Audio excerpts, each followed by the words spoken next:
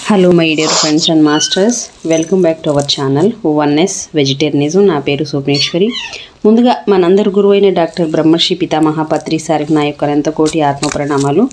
సత్యలోకవాసులకి, దివ్యలోకవాసులకి, మహాకారణ లోకవాసులకి, నక్షత్ర లోకవాసులకి, ఏంజల్స్కి, మహావతార్ బాబాజీకి, బుద్ధ భగవానుడికి, రామ్తా మహా ఉపాధ్యాయుడు, మాస్టర్ టీచర్, ఇమోటల్ గురువైన తండ్రికి నా యొక్క అనంత కోటి ఆత్మ ప్రణామాలు. ఈ వర్తమాన క్షణంలో ఉన్న సమస్త సృష్టిలో ఉన్న యావత్ కాంతి స్వరూపులకి అందరికీ నా యొక్క అనంత కోటి ఆత్మ ప్రణామాలు. Thank you so much. అయితే ఇప్పుడు మన ముందుకు వస్తున్న మాస్టర్ లక్ష్మీ మేడంకి సాధారణంగా వెల్కమ్ చేద్దాం. Masters madam, welcome to our session madam. Over to you madam. Lakshmi madam. Thank you madam. Thank you very much. నాకు జన్మనిచ్చిన నా తల్లిదండ్రులకి ఆత్మ ప్రణామాలు, కృతజ్ఞతలు. విశ్వంలోని గురువులందరికీ ఆత్మ ప్రణామాలు, కృతజ్ఞతలు. నాకు జ్ఞానాన్ని ప్రసాదించిన వంశీకరణ్ మాస్టర్ గారికి నా ఆత్మ ప్రణామాలు, కృతజ్ఞతలు. బ్రహ్మర్షి పితామహ పత్రి మాస్టర్ గారికి మరియు రామ్తా మాస్టర్ గారికి నా శతకోటి ఆత్మ ప్రణామాలు, కృతజ్ఞతలు. నాకు అవకాశం ఇచ్చిన స్వప్నేశ్వరి మేడం గారికి శతకోటి ఆత్మ ప్రణామాలు, కృతజ్ఞతలు. Oneness vegetarianism the creator young lady మరొక్క మారు thank you very much madam. విశ్వంలోని ప్రస్తుత వర్తమాన క్షణానికి మరియు నా స్వయానికి, ఈ వర్తమాన క్షణంలోని సమస్త ప్రాణకోటికి కూడా కృతజ్ఞతలు, ఆత్మ ప్రణామాలు. Thank you madam. వీక్షిస్తున్న వారందరికీ కూడా నా కృతజ్ఞతలు. మనం చదువుకోబోయే బుక్ ఓషో గారిది ప్రేమ సౌ మేడం. ఇది బుక్ పేరే మర్చిపోయింది చూడండి. ప్రేమ రహస్యాలు. ఓషో గారికి శతకోటి ఆత్మ ప్రణామాలు, కృతజ్ఞతలు. మంచి జ్ఞానాన్ని అందిస్తున్నారు. ప్రేమ రహస్యాలు, ఇందులో ప్రేమ బాంధవ్యం మేడం. జీవిత రహస్యాలు, ప్రేమ బాంధవ్యం చాలా బాగుంటాయి. జీవిత సత్యాలు ఇంకోటి ఉంది మేడం, నేను ఇందాక తీసి పెట్టుకున్నాను, చాలా బాగుంది అది కూడా. ప్రేమ బాంధవ్యం. స్త్రీ పురుషులు భిన్న ప్రపంచాలలో జీవిస్తారు కాబట్టి అవగాహన రాహిత్యపు సమస్యలు ఉంటాయి. మగబుద్ధి అటు ఇటు పోతుంది, కానీ స్త్రీ మనసు బాణంలో సూటిగా వెళ్తుంది. పురుషుడు తెలివితేటలతో ఆలోచిస్తే స్త్రీ సహజ జ్ఞానంతో ఆలోచిస్తుంది. అందుకే అక్కడ కలయిక ఉండదు. అంతిమ నిర్ణయానికి వచ్చేందుకు పురుషుడు చాలా శ్రమిస్తాడు, కానీ స్త్రీ అలవోకగా అంతిమ నిర్ణయానికి వచ్చేస్తుంది. అందుకే మీరు స్త్రీని, ముఖ్యంగా మీ భార్యను మోసగించలేరు. మీరేం చెప్పినా ఆమె వినిపించుకోదు. అది ఆమెకు అనవసరం, ఎందుకంటే అదంతా ఒక కథ అని ఆమెకు తెలుసు. అందుకే మీ కళ్ళలోకి చూస్తుంది, ఎందుకంటే ఆమె చూసే విధానం మీరు చూసేలా ఉండదు. మీ వణికే చేతుల్ని ఆమె నుంచి తప్పించుకునేందుకు ప్రయత్నించే మీ కళ్ళను ఆమె చూస్తూ ఉంటుంది. ఆమె మీ వెనక దారి నుంచి వస్తుంది. మీ వెనకాల కూడా ఒక దారి ఉందనే సంగతే మీకు తెలియదు.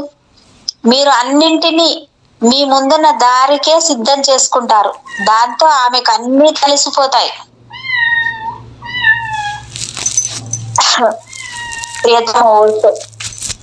సెక్స్ పాపము. సెక్స్ అసలైన పాపమా? మా ప్రేమ్ లోక సెక్స్ అసలైన పాపము అని అంతా చెప్పారు. అయితే అసలైనది కాదు, పాపము కాదు. అడం ఈవుల జ్ఞాన వృక్ష ఫలాన్ని తినడం ముందు కూడా వారు సెక్స్ లో పాల్గొంటున్నవారే. ఈడెన్ పూదోటలోని ఇతర జంతువులన్నీ సెక్స్ లో పాల్గొంటున్నవే. జ్ఞానఫలం తిన్న తర్వాత జరిగిన ఒకే ఒక విషయం వారికి ఎరక కలగడం. సెక్స్ గురించిన వారికి ఎరుక కలిగిన దానితో వారు సిగ్గుపడ్డారు. వారు ఎందుకు సిగ్గుపడ్డారు? ఆ సిగ్గు వారికి ఎక్కడి నుంచి వచ్చింది? వారు ఎందుకు సిగ్గుపడ్డారంటే తాము కూడా ఇతర జంతువుల్లాగే ప్రవర్తిస్తున్నట్లుగా వారు తెలుసుకున్నారు.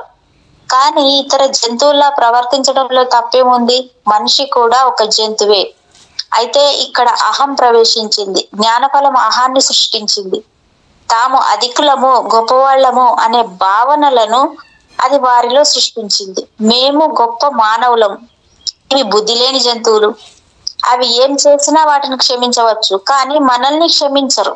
ఇది మన స్థాయికి తగనిది అనే భావనలను భావాలను అది వారిలో సృష్టించింది.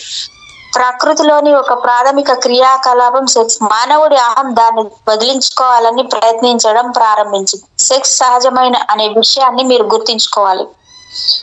దాన్ని వదిలించుకునేందుకు ఎలాంటి ప్రయత్నము చేయక్కర్లేదు. దాని అతీత స్థితిలో పూర్తి భిన్నంగా ఉండే ఒక దశ వస్తుందని నాకు తెలుసు. ప్రయత్నించడం ద్వారా మీరు దాన్ని వదిలించుకోలేరు. ఒకవేళ మీరు దాన్ని వదిలించుకోవాలని ప్రయత్నిస్తే పెడధోరణులకు మీరు బలి అవుతారు. ఎందుకంటే మనిషి సెక్స్ ను వదిలించుకునేందుకు శతాబ్దాల తరబడి ప్రయత్నిస్తూ అనేక రకాల పెడధోరణులు సృష్టించాడు. మనుషుల విజాతి లైంగిక సంపర్కాన్ని అణగదొక్కబట్టే స్వలింగ సంపర్కం తలెత్తింది. మఠాలలో స్వలింగ సంపర్కం ఒక మతపరమైన విషయంగా అవతరించింది. ఎందుకంటే సన్యాసులందరూ ఒకే చోట, సన్యాసినులందరూ మరో చోట జీవించేలా మనం కట్టడి చేశాం. మనం పెద్ద పెద్ద అడ్డుగోడలతో వారిని వేరు చేశాం. యూరోప్ లో గత 1200 సంవత్సరాలుగా ఒక స్త్రీ కూడా ప్రవేశించని క్యాథలిక్ మఠాలు కూడా ఇంకా ఉన్నాయి. 6 నెలల ఆడపిల్ల ప్రవేశించేందుకు కూడా అనుమతి లేదు. 6 నెలల ఆడపిల్లకు కూడా భయపడి జీవిస్తున్న అక్కడి ప్రజలు ఎలాంటి వారు ఎలాంటి మనుషులు? ఖచ్చితంగా చాలా వక్ర మార్గంలో ఉంటారు. తాము ఏదో చేసేస్తామని భయపడతారు. వారిని వారే నమ్మలేరు. స్వలింగ సంపర్కం జరిగే తీరుతుంది. సన్యాసుల మఠాలలో, సైన్యంలో మాత్రమే అది జరుగుతుంది. ఎందుకంటే ఆ 2 చోట్ల స్త్రీ పురుషులు కలుసుకునేందుకు మనం అంగీకరించం.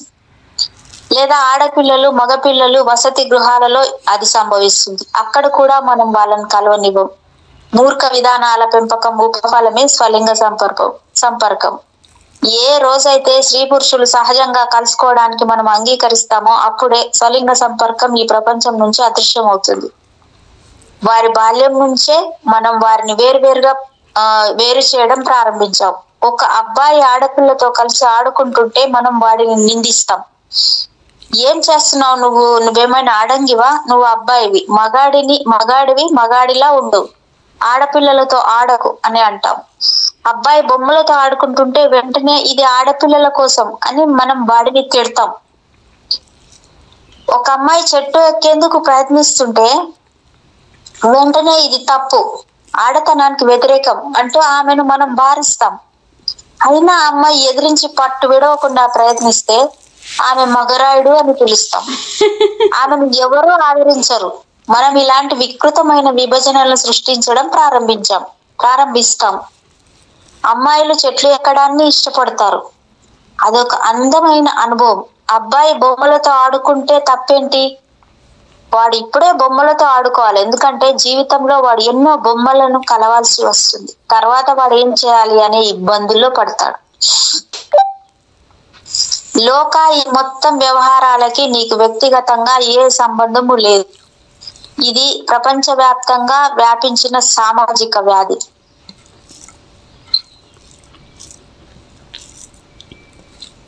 ఒకరోజు సాయంత్రం లండన్ క్లబ్ లో 2 పెద్ద మనుషులు తాము పాఠశాలల్లో చదువుకున్న చిన్ననాటి రోజుల్లోని పాత పరిచయాల గురించి మాట్లాడుకుంటున్నారు.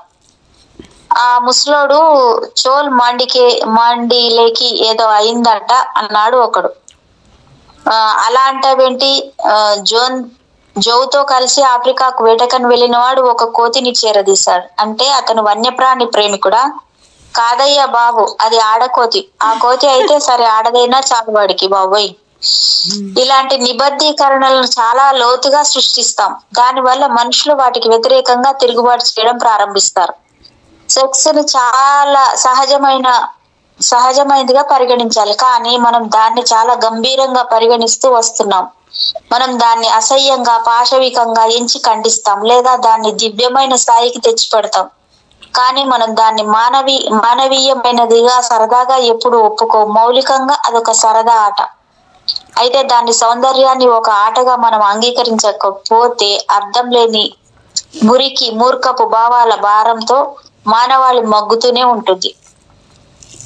సెక్స్ నుంచి శారీరక వ్యాయామం కూడా అది వ్యాయామాలన్నింటిలో మంచిది. కావాలంటే హృద్రోగ నిపుణులను అడిగి చూడండి, అంటే కార్డియాక్ డాక్టర్. కామకలాపాలు గుండెపోటును నివారిస్తామని వారంటున్నారు.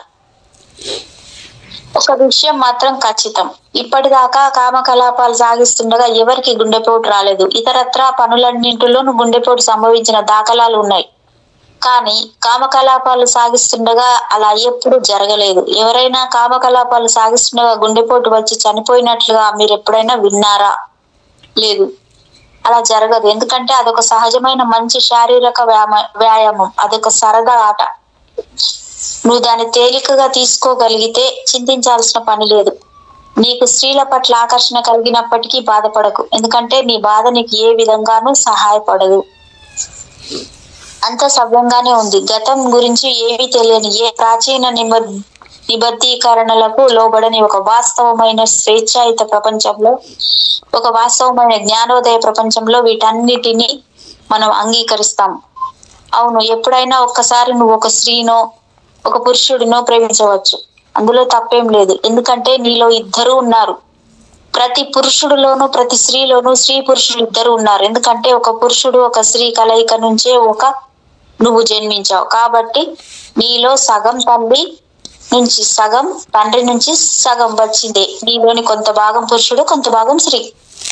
కాబట్టి దాని గురించి అంతగా చింతించాల్సిందేమి లేదు. నీలోని పురుష భాగం స్త్రీ వైపు ఆకర్షించబడి ఉండవచ్చు కదా, కానీ శారీరకంగా నువ్వు స్త్రీవి కావడంతో భయపడుతున్నావు. భయపడక్కర్లేదు.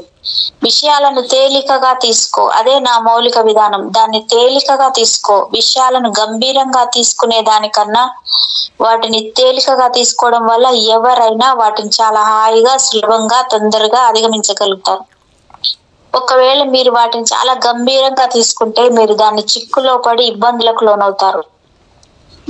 ఇదేమంత పెద్ద సమస్య కాదు, ఇంకా చాలా పెద్ద సమస్యలు ఉన్నాయి. ఒక ఒరిస్టాటిల్ ఒక ప్రముఖ గ్రీక్ ఓడ యజమాని. ఒరిస్టాటిల్ ఒక ప్రముఖ గ్రీక్ ఓడ యజమాని. అతను గ్రీస్ లో ఒక పెద్ద స్థలంలో ఇల్లు కట్టిస్తూ భవన నిర్మాణ శిల్పితో, చూడు అక్కడున్న ఆ చెట్టును ఏమీ చెయ్యొద్దు, ఎందుకంటే సరిగ్గా చెట్టు కింద నేనే నా తొలి ప్రేమను పొందాను అన్నాడు ఒరిస్టాటిల్ గారు. మీది మరీ చాదస్తం, సరిగ్గా ఆ చెట్టు కిందన అన్నాడు భావన శిల్పి. ఒరిస్టాటిల్ అవును అంటూనే, ఇంకా అదిగో అక్కడున్న ఆ చెట్టును కూడా ఏం ముట్టుకోవద్దు, ఎందుకంటే ఆమె తల్లి సరిగ్గా ఆ చెట్టు కింద నిలబడి నేను నా తొలి ప్రేమ కలాపాలు చేస్తుండగా చూసింది అన్నాడు. మీరు ఆమె కూతురుతో ఆ పని చేస్తుండగా ఆమె అలాగే ఆ చెట్టు కింద నిలబడి ఉందా అన్నాడు భావన నిర్మాణ శిల్పి. అవును అన్నాడు ఒరిస్టాటిల్. తర్వాత ఆమె తల్లి ఏమంది అన్నాడు భావన శిల్పి. అబ్బా అన్నాడు ఒరిస్టాటిల్.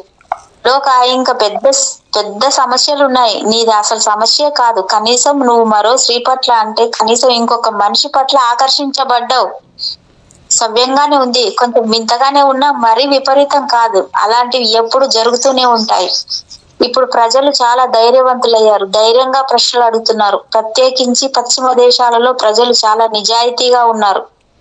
భారతీయులు ఎవ్వరూ ఇలాంటి ప్రశ్న అడగరు. భయం. అలాగని భారతదేశంలో భయం అడగరు మేడం, ఎందుకంటే భయపడతారు కదా, అన్నిటికీ సంకుచిత స్వభావం అన్నమాట. అది గిరిగీసుకొని కూర్చుంటారు కదా. భారతదేశంలో అలాంటివి జరగట్లేదని కాదు, అలాంటివి జరుగుతూనే ఉన్నాయి. కానీ అలాంటి ప్రశ్నలు అడిగే ధైర్యం ఏ భారతీయుడికి కూడా లేదు. డోకా నువ్వు అడిగావు, సంతోషంగా ఉంది. అదే చిత్తశుద్ధి, అదే వాస్తవికత. ఎవరైనా సరే తన గురించి తాను ఉన్నది ఉన్నట్లుగా చెప్పగలగాలి. పశ్చిమ దేశాలు చాలా స్వేచ్ఛగా తయారవుతున్నాయి. తూర్పు దేశాలు బాగా అణిచివేయబడ్డాయి. అందుకే తూర్పు దేశాలు పెడదారుల నుంచి బయటపడేందుకు చాలా సమయం పడుతుంది. కానీ పశ్చిమ దేశాలు త్వరలో వాటిని అధిగమిస్తాయి. నువ్వున్నావు. నేను తరచుగా స్త్రీల పట్ల చాలా అరుదుగా మాత్రమే పురుషుడి పట్ల తీవ్రంగా ఆకర్షణకు లోనవుతున్నట్లుగా గ్రహించాను అని. అందుకనే నేను విన్నాను, ఇక్కడ బుక్ అనుకుంటాను, విన్నాను. అలా ఇప్పుడు ఉన్న కప్పుకొని చాలా గోప్యంగా ఏమీ తెలియనట్టు పెద్ద మనుషుల్లాగా, అంటే ఒక పండితుల్లాగా గౌరవంగా గంభీరంగా ఉన్న వాళ్ళందరూ మళ్ళీ అలాంటి దేశాల్లో జన్మలు తీసుకొని అలాంటి జీవితాలు జీవించాల్సి వస్తుందంట, అన్నీ వదిలేసి. అంతే కదా, వాళ్ళకి ఏమీ ఉండవు. అందరి ముందే పబ్లిక్గానే వాళ్ళు యాక్ట్ చేసుకోవడం కావచ్చు, బట్టల విధానం కావచ్చు, లేకపోతే వాళ్ళకి ఆ భావన కావచ్చు, వాళ్ళు డిఫరెంట్గా అన్నీ ఏం ఫీల్ అవ్వరు, చాలా ఓపెన్గా ఉంటారు. అవన్నీ అధిగమించాలి కాబట్టి మళ్ళీ అలాంటి దేశాల్లోనే జన్మ తీసుకుంటారంట ఇట్లా ఉన్న వాళ్ళంతా. అంటే ఇట్లా ముసుగేసుకొని కూర్చున్న వాళ్ళ ఆ ప్రయత్నం నెక్స్ట్ జన్మ అదే వస్తుంది మళ్ళీ. అదే అదే అదే ఓమో, ఇది చాలా దారుణం మేడం నిజంగానే. ఎందుకంటే ఇంకా ఆత్మ ఏం చేస్తుంది, ప్రతిదీ ఏది కప్పుకోవద్దు, మొత్తం అంటే తగిలించుకోవద్దు, ఇప్పుడమే కదా అన్నీ ఒక్కొక్కటి అవన్నీ వీడ తీసుకొని బయటకు రావాలని చూస్తుంది కదా, మరి దాన్ని తగిలించుకున్నట్టు అవుతుంది కదా అది. అవును, మంచిది. కనీసం ఎవరో ఒకరి పట్ల నువ్వు ఆకర్షించబడినట్లు గుర్తించావు. అక్కడ ప్రేమ సంభవించేందుకు అవకాశం ఉంది. చాలా నిరుత్సాహంగా మొద్దుబారినట్లుగా ఉండే మనుషులు ఉన్నారు. వారు డబ్బు, రాజకీయ శక్తి, కీర్తి వంటి వాటికి మాత్రమే ఆకర్షింపబడతారు. నువ్వు అంతకన్నా చాలా మంచి స్థితిలో ఉన్నావు. కనీసం నువ్వు డబ్బు ప్రేమలో లేవు. చివరికి ఒరిస్టాటిల్ కూడా డబ్బు ప్రేమలో చిక్కుకున్న వారి కన్నా చాలా మంచి స్థితిలో ఉన్నాడు.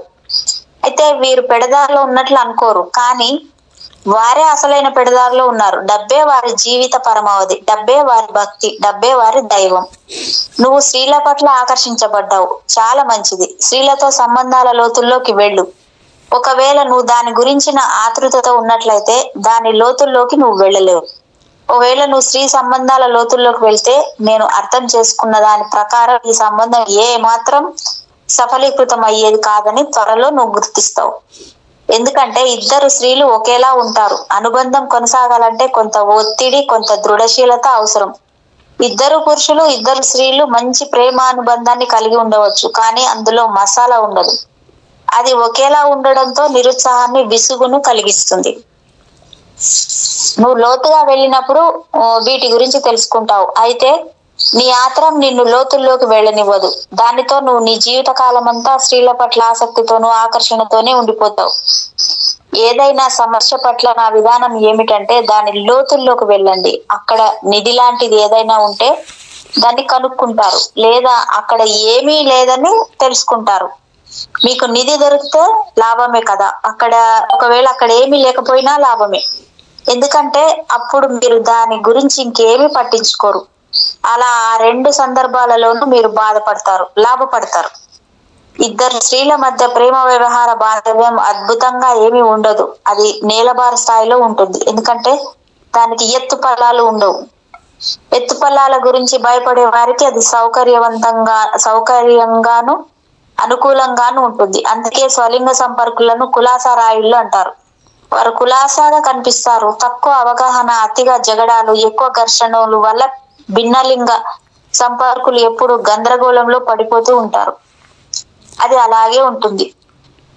ఎందుకంటే ఒక పురుషుడు, ఒక స్త్రీ ఒకరినొకరు అర్థం చేసుకునే దానికన్నా ఇద్దరు స్త్రీలు ఒకరినొకరు చాలా బాగా అర్థం చేసుకుంటారు. అలాగే ఇద్దరు పురుషులు ఒకరినొకరు చాలా చక్కగా అర్థం చేసుకుంటారు. ఎందుకంటే వారిది ఒకే తీరు కాబట్టి.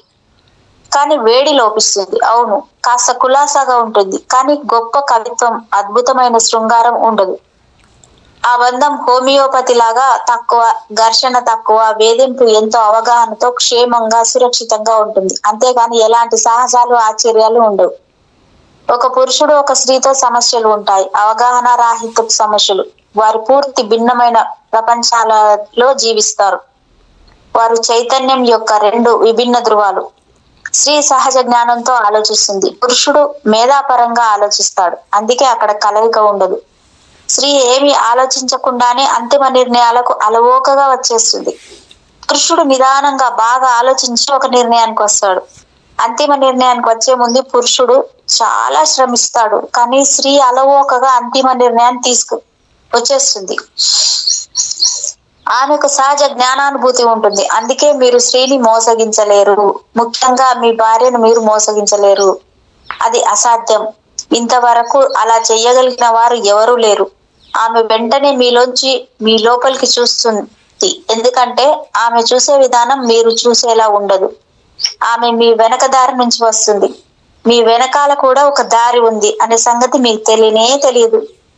మీరు అన్నింటినీ మీ ముందున్న దారికే సిద్ధం చేసుకుంటారు, కానీ ఆమె వెనక దారి నుంచి వస్తుంది. దాంతో ఆమెకు అన్ని తెలిసిపోతాయి.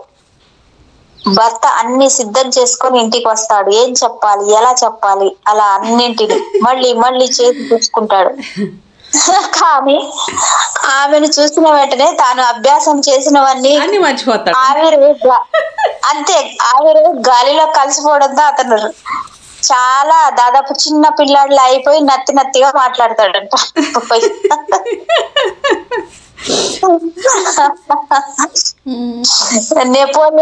నెపోలియన్ లాంటి గొప్ప వ్యక్తి కూడా స్త్రీ అంటే భయపడతాడంట. చూడండి మేడం, నెపోలియన్ అంటే స్త్రీ అంటే శరీరం అనగా శక్తికి ఎవరైనా దాసోహం అవ్వాల్సిందే కదా మరి. కళ్ళల్లో శక్తి కదా మేడం, అసలు మెయిన్ అది అట్రాక్షన్ అక్కడ ఉంటది. అసలు ఎవరు గుర్తించరు కానీ కళ్ళల్లో ఉన్నంత శక్తి ఎక్కడ ఉండదు మేడం. అసలు నిజం చెప్పలేరు కూడా. చూసిండ్రంటే అసలు తడబడిపోతారు, అయిపోతుంది అక్కడ. నెపోలియన్ లాంటి గొప్ప వ్యక్తి కూడా స్త్రీ అంటే భయపడతాడు. ఆమె అతని సొంత భార్య అయినా సరే చాలా భయపడతాడు. ఎందుకంటే ఆమె అతన్ని చూస్తుంది బాబాయ్. ఎందుకంటే అదే చెప్పడం ఎవరికో ఏ వ్యాపారవేత్తలు లేకపోతే అంటే ఇద్దరికి వర్తిస్తుంది అనుకో. ఇది వ్యాపారవేత్తలు కావచ్చు, కుటుంబ సభ్యులు కావచ్చు, కన్న బిడ్డలు కావచ్చు. ఎవరికి తెలుస్తుంది? ఒక భార్య భర్తలకే భర్త గురించి భార్యకి తెలుస్తుంది, భార్య గురించి భర్తకు తెలుస్తుంది. అది ఏమైనా కావచ్చు. మిగతా కన్న తల్లిదండ్రులకు కూడా తెలియదు, కన్న తల్లిదండ్రులు కూడా అంత తెలియదు మేడం, తెలియదు అసలు. మగ బుద్ధి అటు ఇటు పోతుంది కానీ స్త్రీ మనసు బాణంలా సూటిగా వెళ్తుంది బాబోయ్. మీరు ఏం చెప్పినా ఆమె వినిపించుకోదు. ఆమె మీ కళ్ళలోకి చూస్తుంది. మీరు ఏం చెప్తున్నారో ఆమె వింటూ ఉంటుంది. మీ వణికే చేతుల్ని ఆమె నుంచి తప్పించుకునేందుకు ప్రయత్నించే మీ కళ్ళని ఆమె చూస్తూ ఉంటుంది. మీరు ఏం చెప్తున్నా ఆమె వినిపించుకోదు. అది ఆమెకు అనవసరం, ఎందుకంటే అదంతా ఒక కథ అని ఆమెకు తెలుసు. పబ్ నుంచి ఇంటికి వచ్చే దారిలో ఏం చెప్పాలో అంతా మీరు సరి చూసుకుంటారు, కానీ ఆమె మీ శారీరక భాషతో బాగా శృతి చేయబడి ఉంది. మీరు ఎంత ప్రయత్నించినా మీ శారీరక భాషను నియంత్రించలేరు, ఎందుకంటే అది చాలా వాస్తవమైనది. అందువల్ల దానితో మోసం చేయడం మీ వల్ల కాదు. గొప్ప నటులైనప్పటికీ శారీరక భాషను నియంత్రించలేరు. ఉదాహరణకి ఎవరైనా స్త్రీల గురించి మాట్లాడుతున్నారే అనుకోండి, మీరు బ్రహ్మచారి కావచ్చు, లేదా అన్ని బంధాలకు అన్ని కాముకతలకు వ్యతిరేకులు కావచ్చు. అదంతా మీ బుర్రలోనే ఉంటుంది, కానీ ఎవరో ఒకరు మీ కళ్ళను గమనిస్తూనే ఉండవచ్చు. అన్ని బాధలకు, అన్ని కాముకతలకు, ఇంకా అలాంటి వికార విషయాలకు వ్యతిరేకి అయిన ఒక బ్రహ్మచారి మిత్రునిపై దీన్ని ప్రయత్నించండి. సోఫియా లారెన్ నగ్నతను వర్ణించడం ప్రారంభించండి. ఆ అందమైన శరీరం, ఆమె వంపు సొంపులు, ఇలా అన్ని అతను చెప్పేదాన్ని పట్టించుకోకుండా అతని కళ్ళకేసి చూడండి. అతని కనుపాపలు పెద్దవవుతాయి. దాన్ని ఆపుకోలేదు. అది అతని వల్ల కాదు. సోఫియా లారెన్ అని మీరు చెప్పిన క్షణంలో అతని కళ్ళు ఏ మాత్రం మున్పట్లా ఉండవు. అతని శరీరాన్ని ఎలా కదిలిస్తున్నాడో చూడండి. అతను నిటారుగా కూర్చుంటాడు. ఒకవేళ అతను వెనక్కి వాలి ఉంటే వినేందుకు కాస్త ముందుకు కొంచెం దగ్గరగా వస్తాడు. ఏ మాత్రం అర్థం లేకుండా ఏం మాట్లాడుతున్నారు, అదంతా పరమ చండాలం అని అతను అంటున్నప్పటికీ అతను చాలా అప్రమత్తంగానే ఉంటాడు. ఇంత క్రితమే అతను ఆవులిస్తున్నాడు, కానీ ఇప్పుడు మాత్రం ఇంకేమాత్రం ఆవులించడు కూడా. నేను దీన్ని ప్రయత్నించి చూశాను. ఎవరైనా ఎప్పుడైనా ఆవలించడం చూశానంటే ఒక జోక్ చేయాల్సిన అవసరం వచ్చిందని నేను అర్థం చేసుకుంటాను. నిజంగానే జోక్ చేసి చూశాను.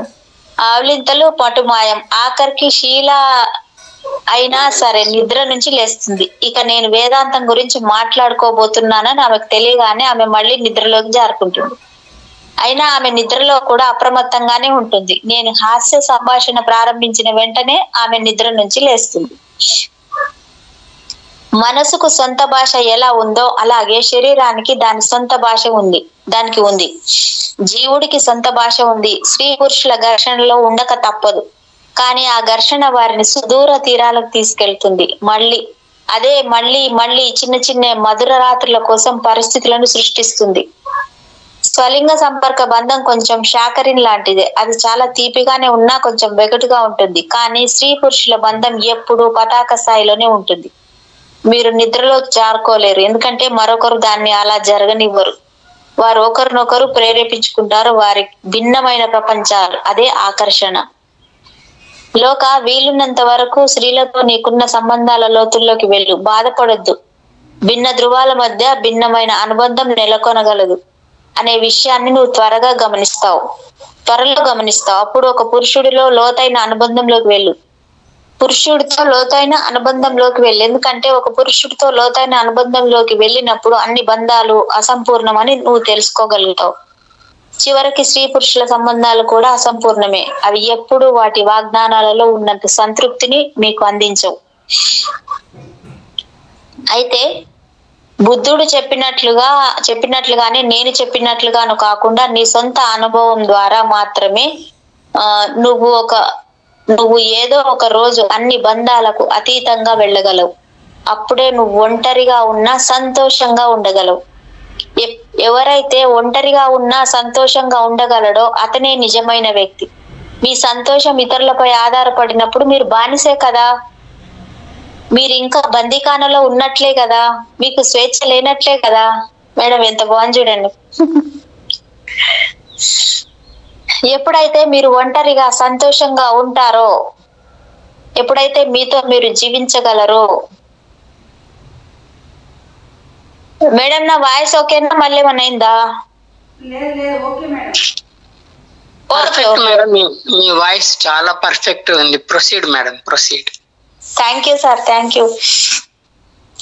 ఎప్పుడైతే మీరు ఒంటరిగా సంతోషంగా ఉంటారో, ఎప్పుడైతే మీతో మీరు జీవించగలరో, అనిత మేడం వినండి, అప్పుడు మీరు ఏ అనుబంధంలోనూ ఉండాల్సిన పని లేదు.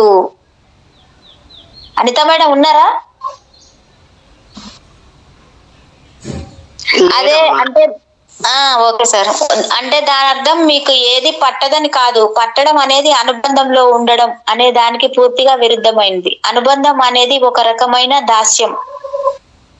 పట్టించుకోవడం అంటే పంచుకోవడం. మీరు ఎంతో మందికి సంబంధించిన వారు, మీరు మీ ఆనందాన్ని ఎంతో మందితో పంచుకుంటారు, కానీ ప్రత్యేకించి మీరు ఎవరిపైన ఆధారపడరు. అలాగే మీపై ఆధారపడేందుకు ఎవరిని అనుమతించరు. మీరు ఆధారపడి ఉండరు, అలాగే మీపై ఎవరిని ఆధారపడనియరు. అప్పుడే మీరు స్వేచ్ఛగా, ఆనందంగా, ప్రేమగా జీవిస్తారు. దాని గురించి నేను కొంచెం బాధపడుతున్నాను అని నువ్వు అన్నావు. దాని గురించి నువ్వు ఏ మాత్రం బాధపడకు, దాన్ని ఆనందించు. అది నీ తప్పు కాదు. క్రైస్తవులు, జైనులు, హిందువులు, బౌద్ధులతో కలిసి నువ్వు ఎదిగావు. అది నీ తప్పు కాదు. నువ్వేమి చేయగలవు? నిబద్ధీకరణలతో సిద్ధంగా ఉన్న ప్రపంచంలోకి నువ్వు వచ్చి పడ్డావు. ఎంతో అమాయకంగా, ఎంతో నిర్మలంగా, నీకు ఏం జరగబోతుందో తెలియకుండా నువ్వు వచ్చేసావు. ఇంకా నీ తల్లిదండ్రులు నీపై రుద్దడం ప్రారంభిస్తారు. అలాగే ఈ సమాజం కూడా అన్ని విషయాలను నీపై రుద్దడం ప్రారంభిస్తుంది. అది నీ తప్పు కాదు. అది రోగిష్టి సమాజపు లక్షణం.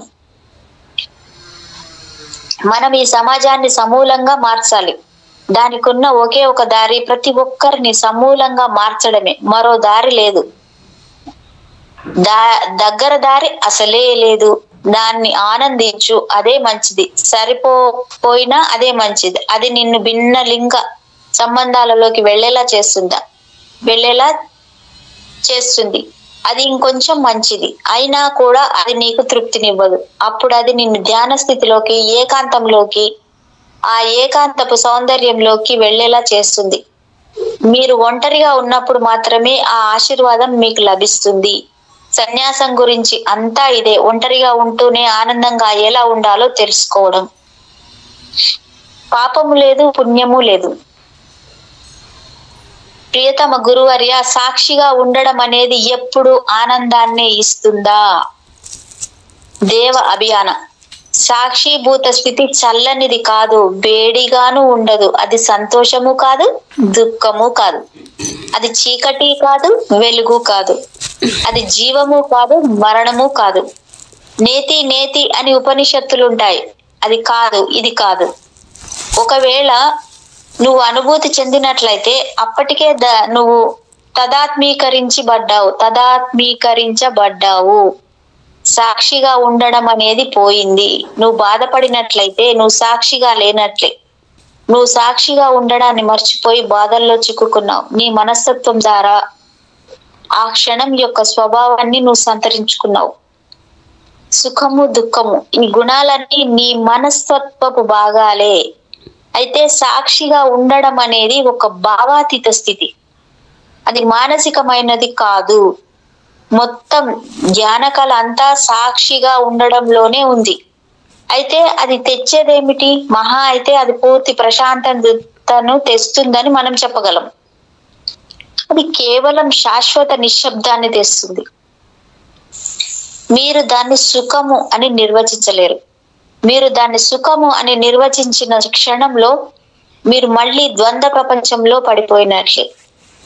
జరిగే దానిలో మీరు భాగమయ్యారు, దాని వైపు వంగడం ప్రారంభించారు. సాక్షి భూత స్థితి అనిర్వచనీయంగానే ఉండిపోతుంది. అందుకే బుద్ధుడు సుఖము దేవుడు అనే పదాలను ఉపయోగించలేదు. అతను ఉపయోగించిన పదము పరమ శూన్యం. అక్కడ ఏమీ ఉండదు, కేవలం పరమ నిశ్శబ్దం. కానీ ఆంగ్ల భాషలో ఎంటీనెస్ అనే పదానికి అర్థమైన ఖాళీ అని మాత్రమే కాదు, శూన్యాన్ని ఆంగ్లంలోకి ఖాళీ అని మాత్రమే అనువదించగలం. అయితే శూన్యానికి పూర్తి భిన్నమైన సహజ అర్థం ఉన్నది. ఖాళీ నకారాత్మకమైనది. ఖాళీ అంటే ఏదో ఒక లోటు, ఖాళీ అంటే ఒంటరితనం. ఖాళీ అనేది జీవగుణం కాదు, మృత్యుగుణం. శూన్యం నకారాత్మకమైంది కాదు, అలాగే సకారాత్మకమైంది కూడా కాదు. అది నకారాత్మకం ఎలా అవుతుంది అంటే దాని అర్థం మీరు ఒంటరిగా ఉన్నారని ఏకాంతంలో కాదు, ఒంటరిగా.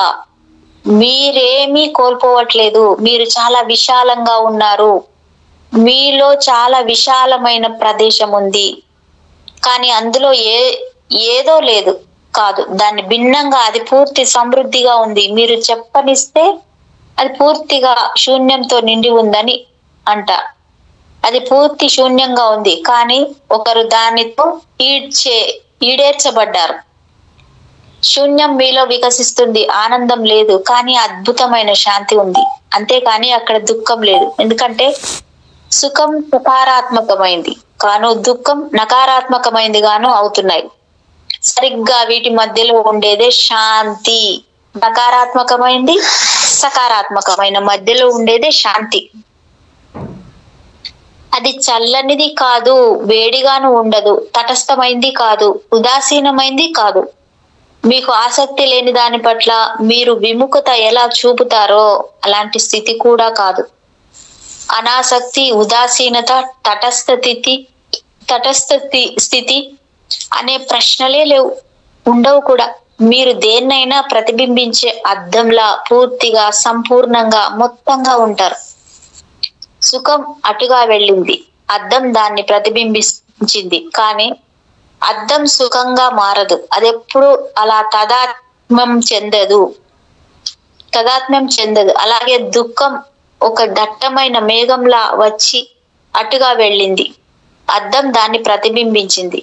దుఃఖాన్ని వ్యతిరేకించాలనే పక్షపాతం అద్దానికి లేదు. అద్దం సుఖానికి అనుకూలం కాదు, దుఃఖానికి వ్యతిరేకము కాదు. అద్దానికి ఇష్టాలు, అభిష్టాలు, అనిష్టాలు ఉండవు. అది అన్నిటినీ ప్రతిబింబిస్తుంది. అది తటస్థమైందే కాదు. అలా అయితే అది ప్రతిబింబించడం మానేసేదే. అది ఎప్పుడు దేనికి విముఖత చూపదు. చాలా ఉదాసీనమైంది, అది ఉదాసీనమైంది కాదు. ఎందుకంటే ఉదాసీనత అంటే మళ్ళీ మీకు ఒక నిర్ణయం ఉన్నట్లే, పక్షపాతానికి లోనైనట్లే. అది అనాసక్తిగా ఉందని కాదు, అలాగని దానికి ఆసక్తి ఉందని మీరు చెప్పలేరు. అదో భావాతీత స్థితి. అభియాన వచ్చే సుఖంతో తదాత్మ్యం చెందకు, దాన్ని గమనించు. ఒక అద్దంలా కొండపై కూర్చొని గమనించే వానిలా ఉండిపో. దాన్ని ప్రతిబింబించు, కానీ దాన్ని పట్టుకొని వేలాడకు. పక్షి ఎగురుతుంది, సరస్సు దాన్ని ప్రతిబింబిస్తుంది. అంటే ఎంత బాగుంది చూడండి ఇది అస్సలు. బాబా అంతే కదా, అర్థం. పక్షి ఎగురుతుంటే సరస్సు దాన్ని ప్రతిబింబిస్తా, అంటే సరస్సులో పక్షి కనపడుతుంటది మనకి. అంతే అట్లా. అది కూడా దర్పణమే, అంటే అది కూడా అర్థమే. అదే పట్టుకోదు కదా.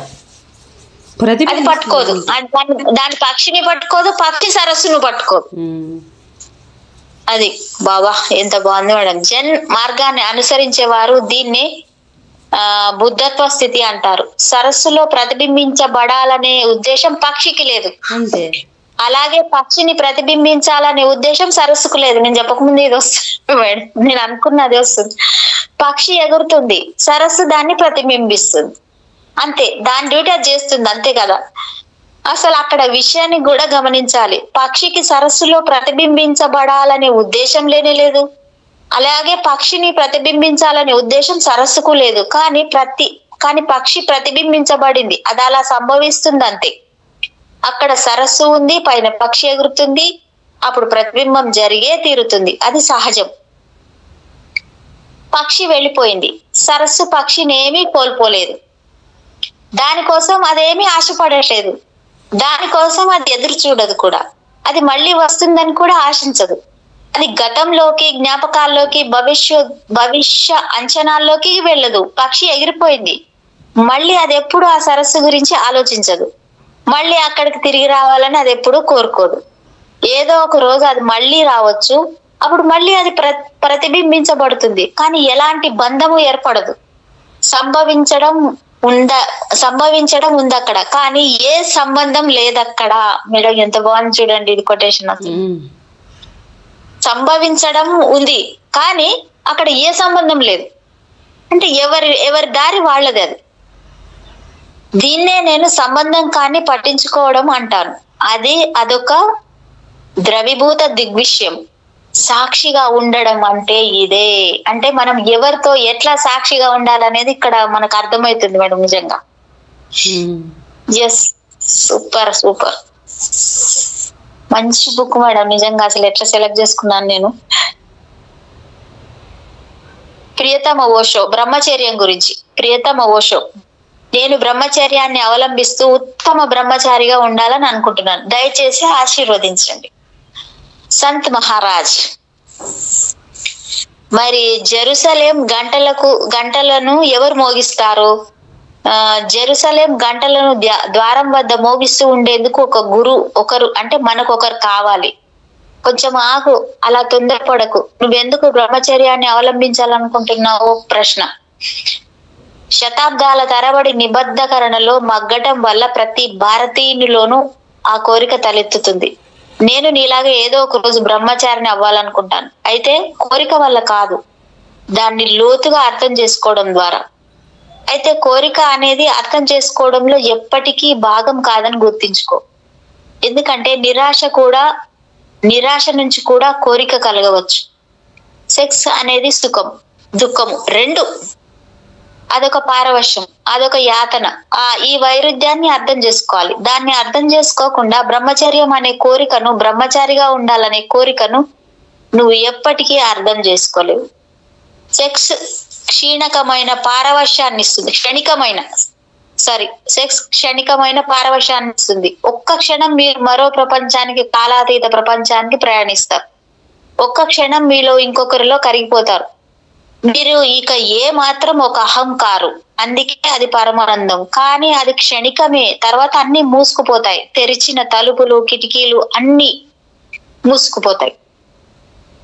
మీరు చూసిన ఆకాశం, నక్షత్రాలు అక్కడేవి ఉండవు. మీరు మీ చీకటి గుహల్లోకి వచ్చేస్తారు.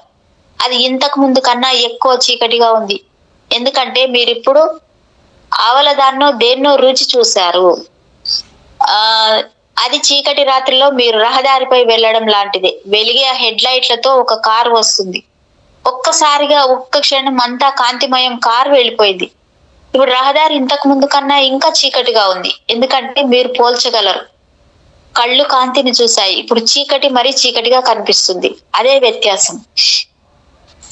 ఆ కాంతి కనిపించక ముందు మీరు చీకటితో అలవాటు పడుతూ ఉన్నారు.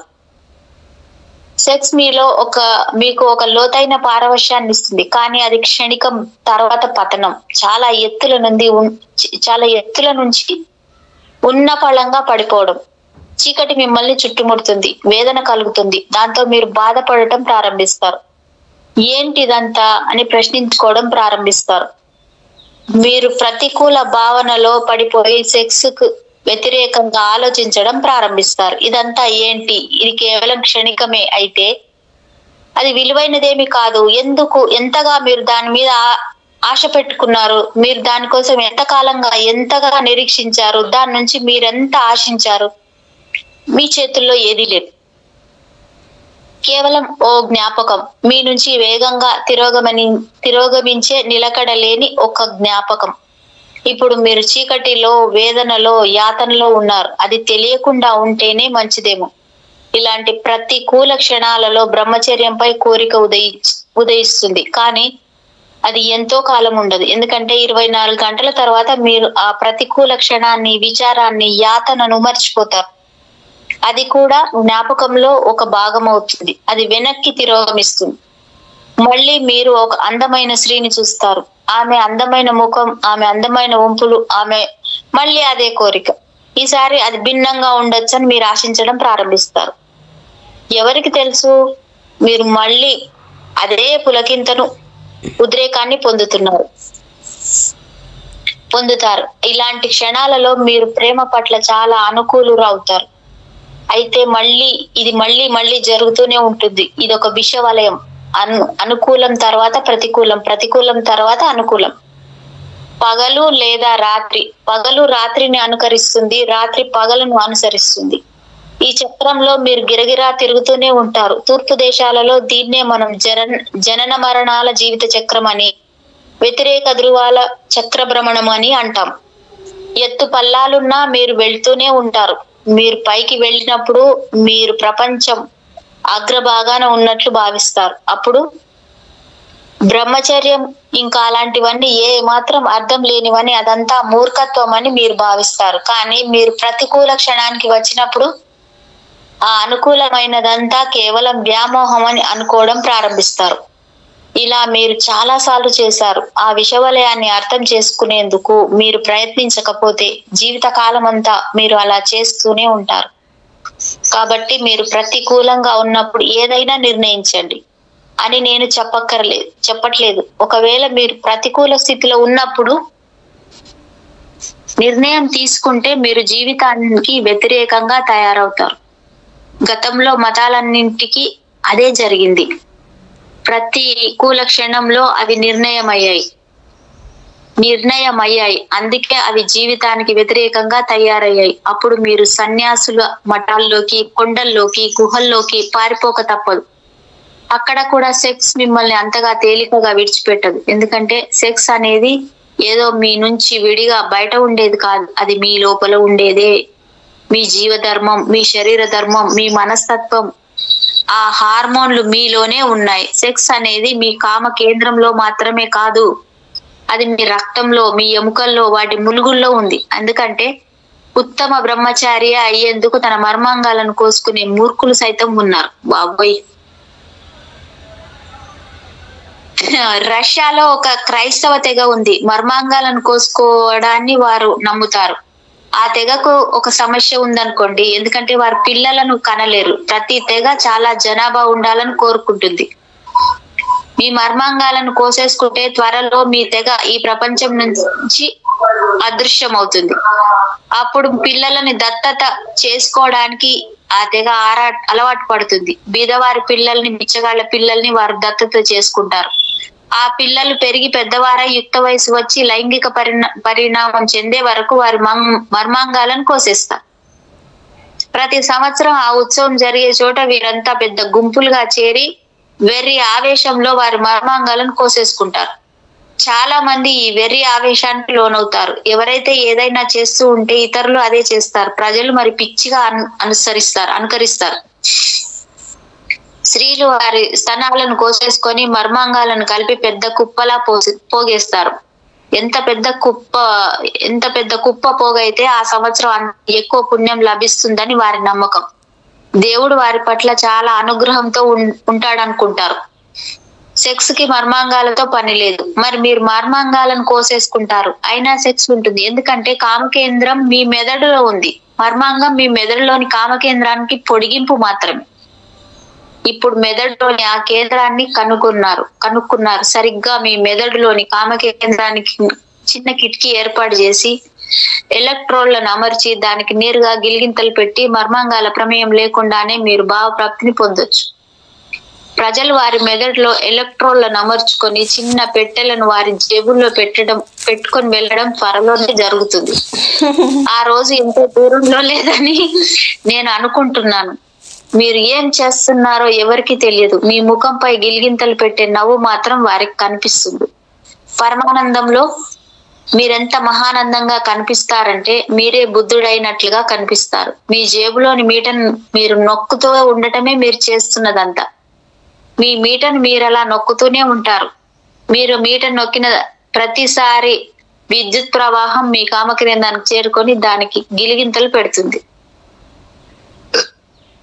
మీరు స్త్రీతో శృంగారంలో ఉన్నట్టు జరిగేది అదే. ఆ మీట పెట్టే గిలిగింత అచ్చు వీర్యం వెలువడే సమయంలో ఉండే గిలిగింతల్లాగే ఉంటుంది.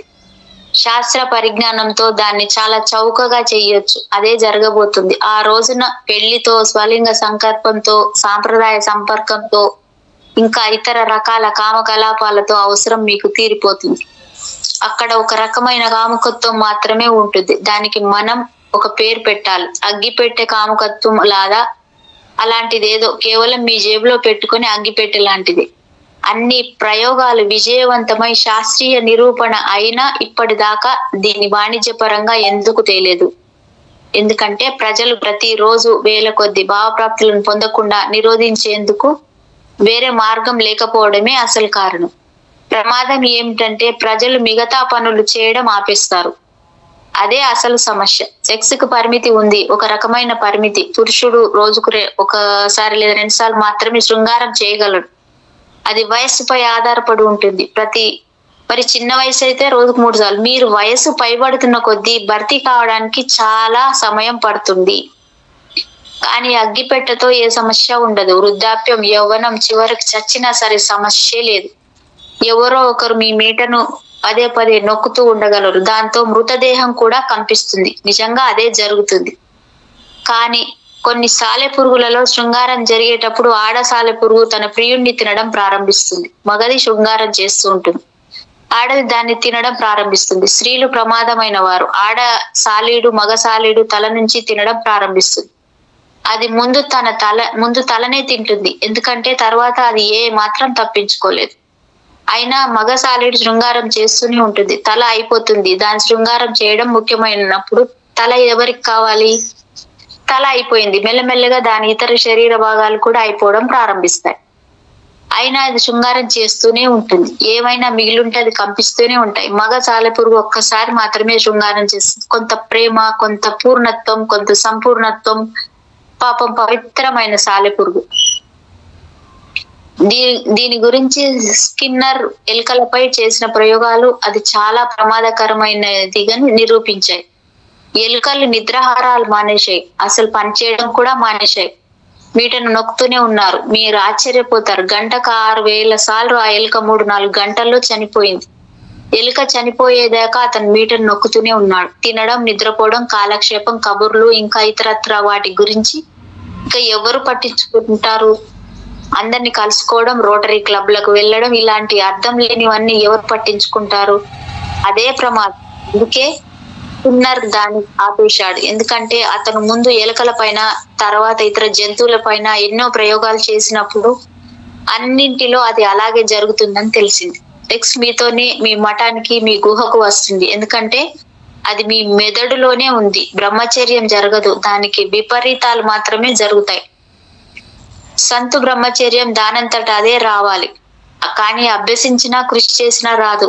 అది దానంతట అదే వస్తుంది. కానీ అప్పుడు అది ప్రతికూల క్షణంలో తీసుకున్న నిర్ణయం కానే కాదు. అప్పుడు అది జీవితానికి వ్యతిరేకం కాదు. అప్పుడు అది అద్భుత భావాతీతమైనదిగా గోచరిస్తుంది. మళ్ళీ మళ్ళీ నువ్వు అనుకూలమైన, ప్రతికూలమైన వాటిని చూస్తావు. అయితే ప్రకృతి నీతో ఆడే గారడిని అర్థం చేసుకుంటావు.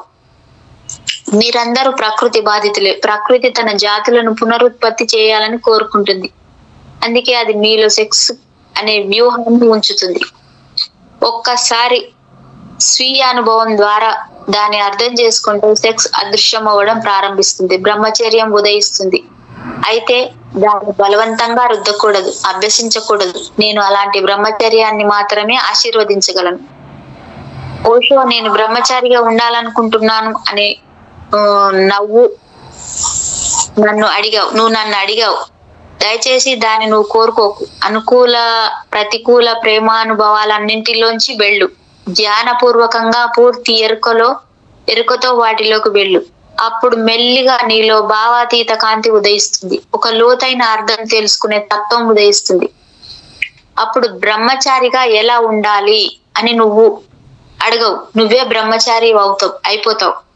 నేను అటువంటి బ్రహ్మచర్యాన్ని మాత్రమే ఆశీర్వదించగలను. అర్థం చేసుకోవడం ద్వారా, అలవర్చుకోవడం ద్వారా ఏదైతే సంభవిస్తుందో దాన్ని మాత్రమే నేను ఆశీర్వదించగలను. నేను స్వభావానికి వ్యతిరేకిని. చైతన్యం కోసం మాత్రమే నేను. ఒకవేళ స్వభావం చైతన్యాన్ని అనుసరిస్తే మంచిదే, కానీ చైతన్యం స్వభావాన్ని అనుసరించకూడదు. ఇప్పటిదాకా అదే జరుగుతుంది. ఇక నుంచి అలా జరగడానికి వీల్లేదు. కాలానుగుణంగా మనిషి ఎదిగాడు. మనిషి అంతర్గత సమస్యల వైపు శాస్త్రీయంగా సంపూర్ణంగా చేరువయ్యే నూతన దృక్పథం ఇప్పుడు అవసరం. నా సన్యాసం శాస్త్రీయమైన ఒక విధానం. పాత మతాలతో పని లేదు. భవిష్యత్తు మతం అది. నా సన్యాసినులు భవిష్య దూతలుగా ఉంటారు. ఏ ప్రయత్నం చేయకుండా కేవలం అర్థం చేసుకోవడం ద్వారా నీలో ఏదైనా సంభవించినప్పుడు మాత్రమే నా ఆశీర్వాదాలు నీతో ఉంటాయి. నేను అన్ని ప్రయత్నాలకు వ్యతిరేకిని. సెక్స్ ధనం. ప్రియతమ ఓషో, సెక్స్ ని అధిగమించడం అంటే ఏమిటి? నిత్యానందు తూర్పు దేశాల చైతన్య పరిణామానికి పాశ్చాత్య భావాలకు మధ్య ఉన్న వ్యత్యాసం ఇదే. తూర్పు దేశాలలో సెక్స్ నుంచి బయటపడడం ఒక ఆశీర్వాదం అయితే, అదే పాశ్చాత్య దేశాలలో మహాఘోర విపత్తు లాంటిది. అది మరణం కన్నా ముందుగా చనిపోతున్నట్లు అన్నమాట. ఎవరైతే తమ లైంగిక సామర్థ్యం తగ్గిపోతున్నట్లుగా ఏ రోజు భావిస్తారో ఆ రోజు నుంచి అతను మరణం ఇక ఎంత దూరంలో లేదని భావిస్తూ రోజులు లెక్క పెట్టుకోవడం ప్రారంభిస్తాడు. తూర్పు దేశాల్లో అయితే ఎవరు ఏ రోజు సెక్స్ అధిగమిస్తారో అప్పటి నుంచి అతను సంతోషంగా ఉంటాడు. అది ఎంత మంది అయితే అంత మంచిది. ఎందుకంటే మనసు నుంచి శరీర ధర్మం నుంచి స్వేచ్ఛలోకి ఒక నూతన పరిధిలోకి ఎగిరేందుకు ఇప్పుడు సమయం ఆసన్నమైంది. అదే మీ అంతరాత్మను అనుభవంలోకి తేవడానికి నాంది. సెక్స్ నిరంతరాయంగా మిమ్మల్ని మీ నుంచి దూరంగా తీసుకుపోతూనే ఉంటుంది. మీరు పురుషుడైనా స్త్రీ అయినా తేడా ఉండదు. సెక్స్ మిమ్మల్ని మీ నుంచి దూరంగా తీసుకుపోతుంది. సెక్స్ లేని క్షణంలో మీ నుంచి మీరు దూరంగా వెళ్లేందుకు ఏ ప్రేరణ లేకపోవడంతో మీరు మీ లోపల స్థిరపడడం ప్రారంభిస్తారు. కాబట్టి నిత్యానందు నూతన అనుభవాల కోసం కొత్తగా కొంత చోటు అదొక ఆశీర్వాదం. కుళ్ళిన పాశ్చాత్య భావాల ధోరణిలు దాన్ని తీసుకోకు. పాశ్చాత్య దేశాలకు అన్ని ఉన్నాయి, కానీ అవి తమ గురించి మర్చిపోయాయి. ఎప్పుడైతే మీ గురించి మీరు ఎరకలేదో అప్పుడు సెక్స్ అంతిమ వాస్తవంగా తయారవుతుంది. పాశ్చాత్య దేశాల్లో సెక్స్ దేవుడు. ఇప్పుడు పాశ్చాత్య దేశాల్లో కొలవబడుతున్న ఒకే ఒక దేవుడు సెక్స్. కానీ సెక్స్ అంటే మీరు స్వతంత్రులుగా లేరని అర్థం. మీ సంతోషం కోసం, మీ ఆనందం కోసం మీరు ఇతరులపై ఆధారపడాలి. అలా ఆధారపడడం అనేది మరో హీనం. స్త్రీ పురుషులు భార్యాభర్తలు నిరంతర కలయించుకుంటూ ఉండడం అనేది యాదాలపంగా జరిగేదేం కాదు. ఒకవేళ వారు అలా కలయించుకోకుండా ఉన్నప్పటికీ వారు అదే మానసిక స్థితిలో ఉంటారు. కారణం ఏమిటంటే లోపల ఒకరిపై ఒకరు ఆధారపడి ఉండాలని ఎవరు కోరుకోరు. పైగా అదే అనేక ఇతర రుగ్మతలను తెస్తుంది. మీరు ప్రేమించే స్త్రీపై మీరు ఆధారపడి ఉన్నట్లయితే అసూయతో మీరు నిరంతరం కాపలా కాస్తూనే ఉంటారు. మీరు మీ సొంత భార్యపై కూడా ఒక డిటెక్టివ్ లా, ఒక సిబిఐ, ఒక కేజీబీ, ఒక FBI ఏజెంట్ లా ప్రవర్తించడం ప్రారంభిస్తారు. మీరు మీ పిల్లల్ని చాలా అప్రమత్తంగా ఉంచుతారు. నేను బయటికి వెళ్ళినప్పుడు మీరు జాగ్రత్తగా ఉండాలి సుమా, ఇంట్లో ఏం జరుగుతుందో ఏమో. ఎందుకు ఈర్ష్య? ఒకవేళ ఆమె ఎవరినైనా ప్రేమిస్తుందేమోనని మీ భయం. ఆ భయం సహజమే, ఎందుకంటే మీరు మరో స్త్రీ గురించి ఆలోచించడం ప్రారంభించారు. ఆమె మరో పురుషుడి గురించి ఎందుకు ఆలోచించకూడదు? ఇద్దరి మనసులోనూ జరుగుతున్న సహజ పర్యవసానం ఇదే. అదే ఆమె మిమ్మల్ని ఒక కంట కనిపెడుతూనే ఉంటుంది. మీ ఉత్తరాలను చూస్తూనే ఉంటుంది. ఏవైనా అడ్రస్లు, ఫోన్ నంబర్లు దొరుకుతాయేమోనని మీ జేబులు వెతుకుతూనే ఉంటుంది. ఒక రాత్రి ఫోన్ మోగింది. ముల్లా నసరుద్దీన్ ఫోన్ అందుకొని ఓకే అని పెట్టి పెట్టేశాడు. ఎవరు అంది భార్య. ఎవరు లేరు, ఎవరో అనవసరంగా రాంగ్ నంబర్ ఫోన్ చేసి నన్ను విసిగిస్తున్నారు అన్నాడు. నంబర్ ఏంటి, ఎక్కడి నుంచి వచ్చింది ఆ ఫోను అంది భార్య. ఇలాంటి ప్రతి ఇంట్లోనూ జరుగుతూనే ఉంటాయి. ఎందుకంటే అప్పటికే మీ భార్య మీ డైరీలో ఆ నంబర్ చూసేసింది.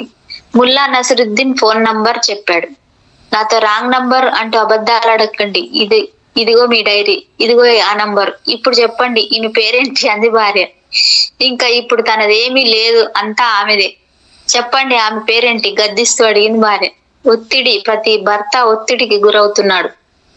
అది ఎవరో కాదు, ఆమె పేరు కమల. అదొక గుర్రం పేరు మాత్రమే. ఎందుకంటే ఇది గుర్రాల పందాల కాలం కదా, నేను రేపు వాటికి వెళ్ళాలనుకుంటున్నా అన్నాడు ముల్లా నజరుద్దీన్. మర్నాడు ఉదయం మళ్ళా ఫోన్ మోగింది.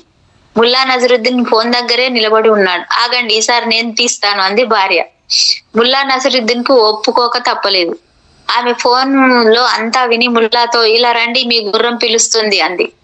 ఇది చాలా కష్టము. భార్యను మోసగించడం అనేది అతి కష్టమైన పనుల్లో ఒకటి. కానీ పురుషుడు తన ప్రయత్నాలు చేస్తూనే ఉంటాడు, నిరంతరం ఓడిపోతూనే ఉంటాడు. ఇక్కడ కూర్చున్న నా బాల్య స్నేహితుల్లో ఒకడు సుఖరాజ్ను ఎన్నో సంవత్సరాలుగా ఒకటి అడగాలనుకుంటున్నా. అతను ఎప్పుడు వచ్చినా అతని భార్యలో నవ్వును నేను ఎప్పుడు చూడలేదు. ఆమె ఆనందంగా వచ్చినట్లు నాకు ఎప్పుడు కనిపించలేదు. అలా అలా ఎలా ఉందంటే కేవలం అతనిపై ఒక కన్నేసి ఉంచాలని ఆమె వచ్చినట్లుగా ఉంటుంది. ఎందుకంటే అతనేమో అందగాడు, ఇక్కడేమో చాలా అందమైన స్త్రీలు ఉన్నారు. పైగా పూర్తి స్వేచ్ఛగా జీవించేవారు, ఎవరి బానిసత్వంలోనూ జీవించని వారి ప్రపంచం అది. ఆమె నా చెంతకొచ్చి నా పాదాలను తాకుతూ ఉండేది. కానీ అక్కడ ఎలాంటి లోతైన ప్రేమ, గౌరవం, అనుభూతి, ఉద్వేగం ఉన్నట్లుగా నాకెప్పుడు అనిపించలేదు. ఆమె జీవోత్సవంలా కనిపించేది. దానికి కారణం నాకు బాగా తెలుసు. బహుశా ఆమెకు సుఖరాజ్ కి ఈ విషయం తెలియకపోవచ్చునేమో, కానీ నేను దాన్ని వారికి తెలియజేయాలనుకుంటున్నా. అతనికి ప్రతిరోజు అక్కడికి రావాలనుంది. నిజానికి అతనికి ఇక్కడే నాతో ఉండిపోయి జీవించాలని ఉంది. అతను అక్కడ ఏం చేయాలి? ప్రపంచ వ్యాప్తంగా ప్రతిరోజు వస్తూ వెళ్తున్న లక్షలాది ప్రజానీకం నేను ఇక్కడ ఉండగా అతనికి అక్కడ ఏమీ లేనట్లే. మేము చిన్న వయసులో ఉన్నప్పుడు అతను నన్ను ఎంతో ప్రేమించేవాడు. ఇప్పుడు కనీసం ఆ రోజుల నాటి జ్ఞాపకాలు సైతం గుర్తు తెచ్చుకోవడం కష్టమే. అతను ఒక్కడే మిగిలి ఉన్నాడు. నాకు చాలా మంది స్నేహితులు ఉన్నారు, వాళ్ళు వచ్చారు వెళ్ళారు, కానీ అతను ఒక్కడే నాతో స్థిరంగా ఉండిపోయాడు. ఎందుకంటే అది ఎటువంటి సైద్ధాంతిక ఒప్పందానికి సంబంధించిన ప్రశ్న కాదు, అది ప్రేమకు సంబంధించిన అది ఎటువంటి సిద్ధాంతానికి ఒప్పందానికి సంబంధించిన ప్రశ్నే కాదు, అది ప్రేమకు సంబంధించిన ప్రశ్న. నేను ఏమి చెప్తానో, నేను ఏం చేస్తానో, అతను ఏం చెప్తాడో, అతను ఏం చేస్తాడో అనేది ఒక విషయం కాదు. అసలు అది పూర్తి అసంబద్ధం. కాబట్టి అతనికి వీలున్నప్పుడల్లా మళ్ళీ మళ్ళీ వస్తూనే ఉంటాడు. అతని భార్య అనిష్టంగా వస్తూనే ఉంటుంది. లేకపోతే ఆమె ఎంత అందంగా ఉండాలి, ఆనందంగా ఉండాలి. ప్రశాంతతలో, ప్రేమలో, స్వేచ్ఛలో అనుక్షణం ఆనందించే తన చుట్టూ ఉన్న వీరందరితో పాటు కలిసిపోయి ఆమె కూడా ఆనందించాలి. కానీ చచ్చిన కళేబరంలో ఆమె అక్కడ కూర్చున్న తీరు ఆమె అసలు రానట్లే తెలియజేస్తుంది. ఆమె బట్టి తీరాలి, ఎందుకంటే ఆ వింత ప్రదేశంలో ఆమె తన భర్తను ఒంటరిగా వదలలేదు. మేడం ఇప్పుడు చదివే పేరు అయిపోయిందా? అయిపోయింది మేడం, కంప్లీట్. నెక్స్ట్ పేజ్ కి వెళ్తున్నా. 56. Okay, thank you madam. Thank you madam, thank you so much madam. నీకు నా యొక్క హృదయపూర్వకమైన కృతజ్ఞతలు. Thank you so much. అలాగే పరమ గురుమండలికి, ఈ వర్తమాన క్షణానికి, ఈ వర్తమానంలోని సమస్త సృష్టికి, కాంతికి thank you so much. Thank you madam, thank you. స్త్రీని వెర్రెక్కించలేడు, ఎందుకంటే అది అతని వాదన, అతని ఆలోచన విధానం తర్కబద్ధంగా ఉంటుంది. కానీ స్త్రీ ఆలోచన విధానం వితర్కంగా ఉంటుంది. ఆమె తీరే అంత, ఆమె అలా తయారైంది. ఆమె అతి నీచ స్థాయిలో స్వాభావికంగాను అతి ఉచ్చ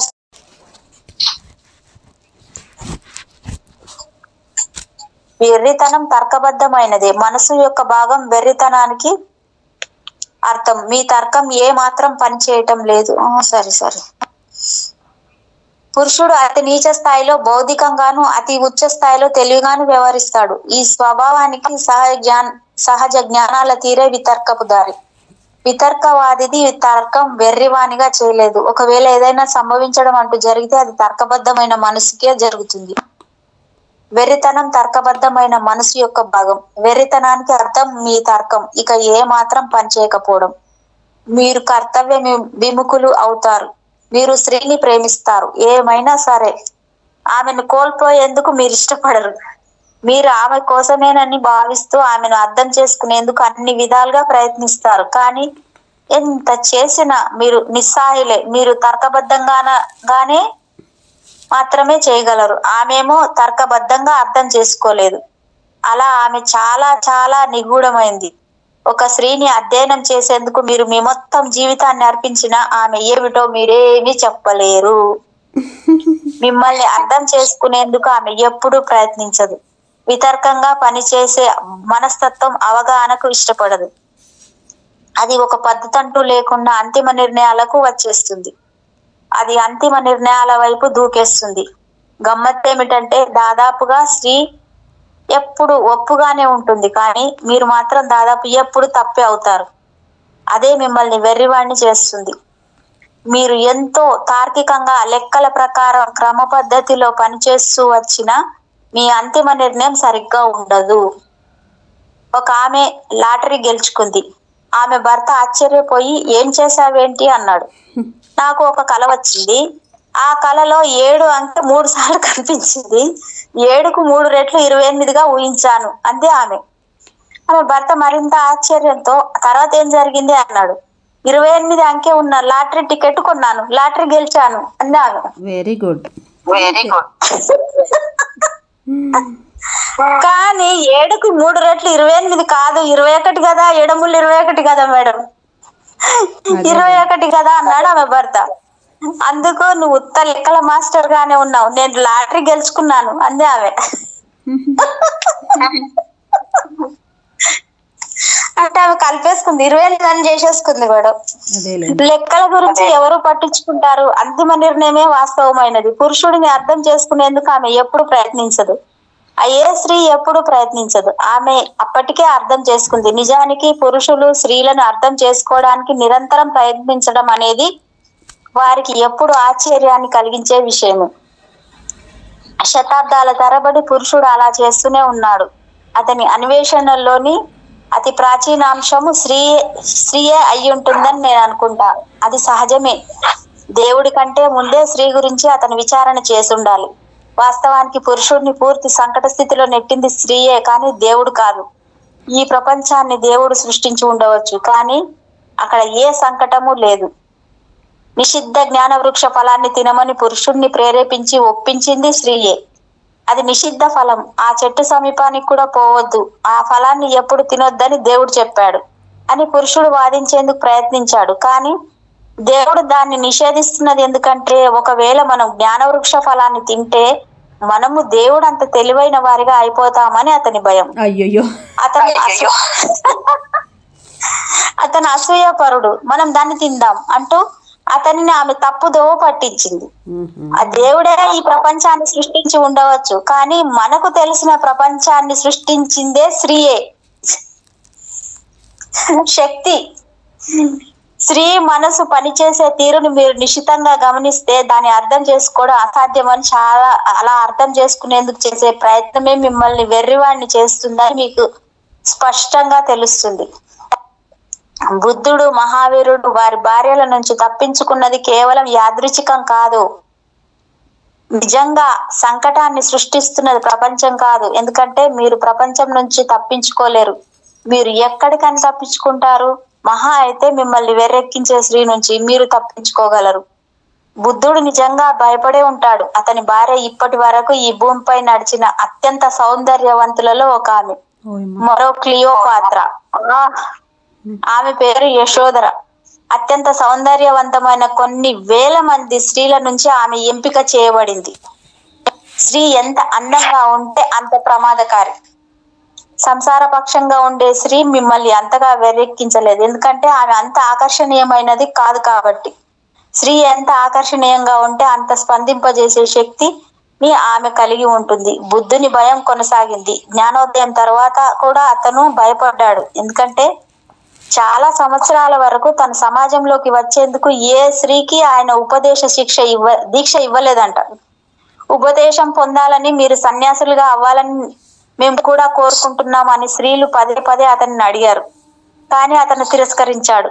ఒక స్త్రీ అతన్ని ఎంతగా భయపెట్టిందంటే అతను మొత్తం స్త్రీ జాతి అంటేనే భయపడ్డాడు. కానీ చివరికి అతను ఒప్పుకోవాల్సి వచ్చింది. ఎందుకంటే అతను పుట్టగానే అతని తల్లి చనిపోయింది. అతని సవతి తల్లి అతన్ని పెంచింది. ఆమె పట్ల అతనికి ఎంతో గౌరవం ఉంది. దీక్ష అడిగేందుకు ఆమె వచ్చినప్పుడు బుద్ధుడు కాదనలేకపోయాడు. మీ తల్లిని మీరు కాదనలేదు. ఇష్టం లేకపోయినా అతను ఆమెను అంగీకరించాడు.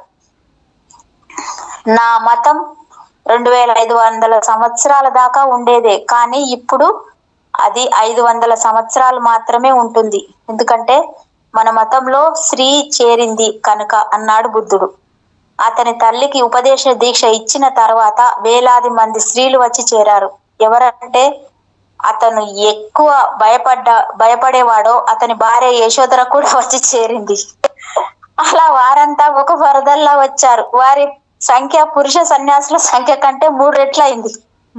అలా వారు అతని సమాజాన్ని ఆక్రమించేశారు. బాబోయ్, స్త్రీలంటే నాకు భయం లేదు. ఎందుకంటే నేను ఎప్పుడు పెళ్లి చేసుకోలేదు. నాకు పెళ్లి అయి ఉంటే అప్పుడు నా సంగతి కూడా అలా అయి ఉండేది. సమాజం బయట స్త్రీలు ఆపేందుకు ప్రయత్నించేవాడిని. కానీ వారంటే నాకు ఎప్పుడు భయం లేదు. మీకు భార్య ఉంటే తప్ప మీరు స్త్రీలంటే భయపడరు. అప్పుడు వారంతా అందమైన జీవులే. ఆనంద్ దీపేష్, నువ్వు కొన్ని కష్టాల్లో ఉన్నావు. బుద్ధుళ్ళు కూడా కష్టాల్లో ఉన్నారని భావిస్తూ నిన్ను నువ్వు ఓదార్చుకో. పాంటియన్ పీలేట్ దంపతులు బాల్కనీలో నిలబడి మౌంట్ కాల్వరీ వైపు వెళ్తున్న జీసస్ ను, అతని అనుసరిస్తున్న ఊరేగింపును చూస్తున్నారు. అతను ఎవరైతే నాకేంటి? ఒకవేళ అతను ఇంకొకసారి తడబడి పడితే ఆ ప్రదర్శనలో అతను ఉండడు అంది పిలేట్ భార్య. 2 స్త్రీలు వీధిలో కలుసుకున్నారు. మీ జుట్టును ఏం చేశారు? అది విగ్గులా ఉంది అంది ఒక ఆమె. అది విగ్గే, బదిలిచ్చింది రెండో ఆమె. బాగుంది, అలా అనిపించట్లేదు లేండి అంది మొదట ఆమె. కొత్తగా పెళ్లి చేసుకున్న ఓ ఆంగ్ల వనిత తన భర్తతో ఇలా అంది. సోమవారం వేయించిన బీన్స్ ను నువ్వు ఇష్టపడ్డావు. అలాగే మంగళ, బుధ, గురువారాలు కూడా వేయించిన బీన్స్ ని ఇష్టపడ్డావు. కానీ ఉన్నట్టుండి శుక్రవారం నాడు వేయించిన బీన్స్ ని ఇష్టపడట్లేదు. నేను నిన్ను అర్థం చేసుకోలేకపోతున్నాను జార్జ్. ఒక నీగ్రో స్త్రీ, ఆమె ఇటాలియన్ యోధ స్నేహితుడు కలిసి మతం గురించి చర్చించుకుంటున్నారు. మీరు జీసస్ ను శిలువ వేశారు అంది ఒక నీగ్రో స్త్రీ. అవును, కానీ ఒకవేళ జీసస్ ఆఫ్రికాలో ఉంటే మీ నీగ్రోలంతా అతన్ని తినేసేవారు అన్నాడు యోధుడు. అవును, చూడు, మాకు అంత మంచి అభిరుచి ఉంది అంది నీగ్రో యువతి. మనోవిశ్లేషకురాలైన ఒక ఆమె సలహా కోసం ఆమె వద్దకు వచ్చిన ఖాతాదారు కోసం కొన్ని వందల గంటలు అతనితో మాట్లాడి అతని మానసిక ఉద్వేగ స్థాయిల గురించి వివరణాత్మక అధ్యయనంపై 3 నెలలు అదే పనిగా పనిచేసిన తర్వాత తాను సిద్ధం చేసుకున్న వివరాల కేసి తలపైకెత్తి చూస్తూ గొంతు సవరించుకొని అతనితో ఇలా అంది.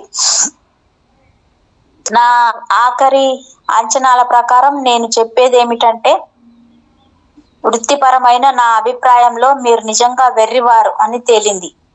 ఆమె తల పంకించి ఓకే అని చెప్తూ, మీరు చాలా వికారంగా కూడా ఉన్నారు. ఆనంద్ దీపేషు, పురుషుడిని స్త్రీ నిజంగా వెర్రెక్కించగలరు, కానీ దానికి మీ సహకారం ఎంతో అవసరం. మీ సహకారం లేకుండా మిమ్మల్ని ఎవరు వెర్రెక్కించలేరు. ఆమెను అర్థం చేసుకోవాలనే ప్రయత్నాలను మీరు ఆపేసి ఆమెతో మీరు ఆనందిస్తూ ఉంటే ఆమె మిమ్మల్ని వెర్రెక్కించలేదు. ఒకవేళ ఆమెను అర్థం చేసుకోవాలని మీరు ప్రయత్నిస్తే సహజంగా మీరు ఆమెతో ఆనందించడాన్ని ఆపేస్తారు. అప్పుడు ఆమె మిమ్మల్ని వెర్రివానిగా చేసి తీరుతుంది. ఆమె భిన్నత్వాన్ని ఆనందించండి. జీవితం పట్ల ఆమె భిన్న దృక్పథాలలో సేద తీరండి. ఆమె పురుషుడు కాదు, స్త్రీ అని భావిస్తూ ఆనందించండి. ఆమె మీలా ఆలోచించదు. శరీరం మాత్రమే కాదు, ఆమె మనస్తత్వం కూడా మీకన్నా భిన్నమైంది. ఆమెను అర్థం చేసుకోవాలనే ప్రయత్నాన్ని ఒక్కసారి మీరు మర్చిపోతే మిమ్మల్ని వెర్రెక్కించేందుకు ఆమెకు మార్గమే ఉండదు. టైం అయిపోయిందా మేడం? Yes madam. ఆపేయాలా? ఎస్ అయిపోయింది. Okay okay, thank you madam.